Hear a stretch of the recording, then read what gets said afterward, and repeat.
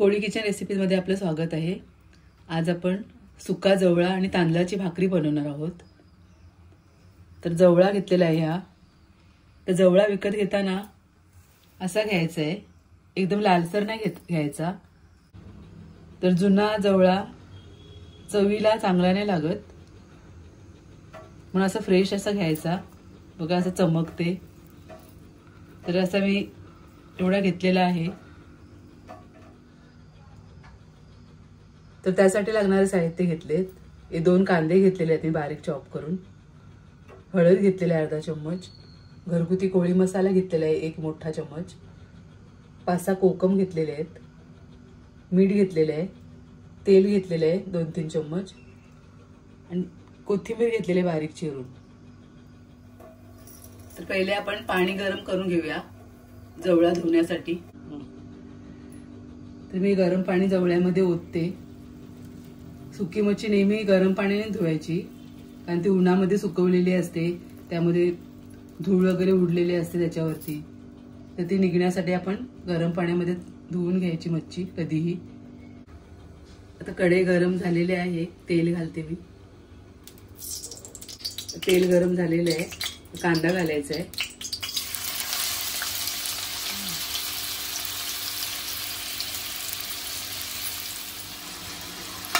कांदा छान परतून घ्यायचा।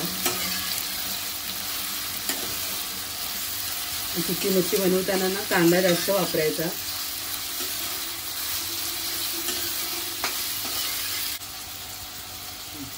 आता कांदा लवकर शिजण्यासाठी आपण मीठ घालूया याच्यामध्ये।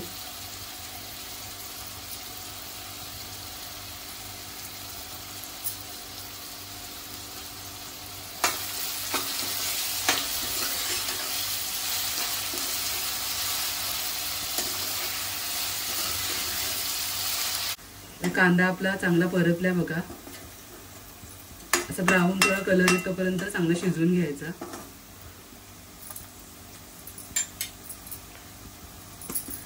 आता आपण त्याच्यामध्ये मसाले घालूया। हे हळद घालते पहिले, घरगुती कोळी मसाला, कोकम घालायचे आहेत। आता मिक्स करते। आता यामध्ये आपण सुका जवळा घालूया।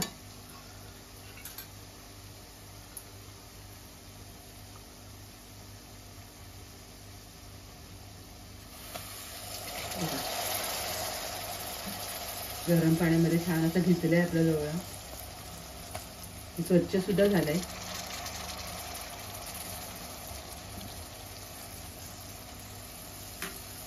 हा जवळा असा वर तरंगतो ना, तो असा घ्यायचा आहे।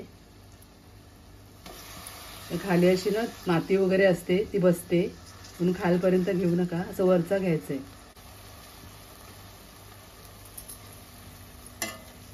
आता मिक्स करायचंय।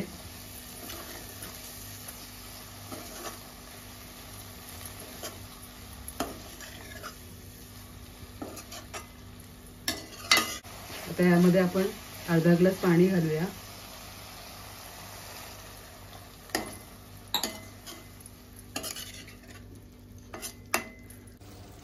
आता आपण 2 ते 3 मिनिटं झाकण देऊन शिजवून घेऊया त्याला।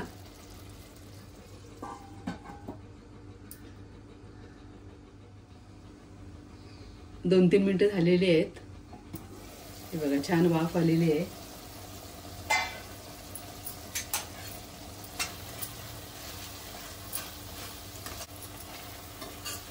जवला सुद्धा लवकर शिजते वाफेमध्येच।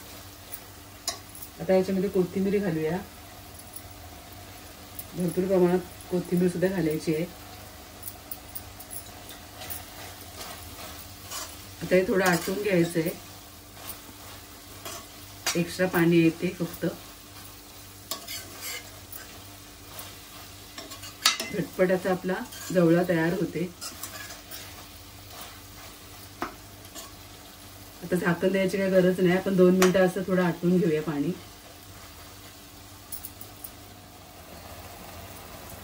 आता बघा पाणी सगळं आटलेलं आहे आणि तेल वगैरे सुटलेलं आहे। आता आपला सुका जवळा तयार झालेला आहे। अशा प्रकारे आपली जवळा भाकरी तयार आहे। मी तांदळाच्या भाकरीची रेसिपी आपल्या चॅनलवरती पहिलेच अपलोड केलेली आहे। लाटून केलेली तांदळाची भाकरी अशी सोप्या पद्धतीने मी बनवून दाखवलेली आहे। तर ते बघा आणि त्या पद्धतीने बनवा। रेसिपी आवडली असेल तर नक्की लाईक करा, शेअर करा आणि आपल्या चॅनलला सबस्क्राइब करा। धन्यवाद।